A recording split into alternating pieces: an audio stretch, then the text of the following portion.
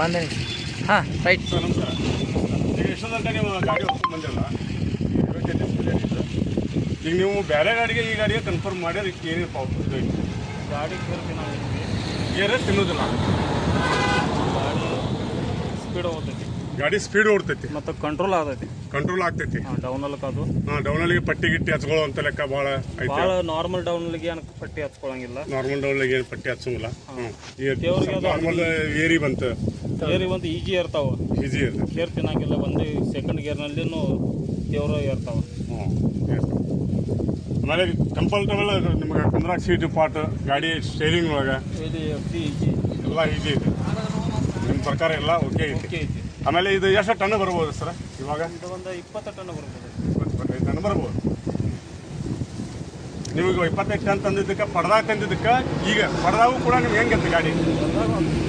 ಪಟ್ಟಿದಾಗ ಭಾಳ ಪವರ್ ಐತ್ರಿ, ಪಟ್ಟಿದಾಗ ಪವರ್ ಇದೆ. ಆ ಥರದಿಂದ ಗಾಡಿ ಎದ್ದು ಕಿತ್ಕೊಂಡು ಬರ್ತೈತಿ. ಹಾಂ. Okay sir, thank you sir.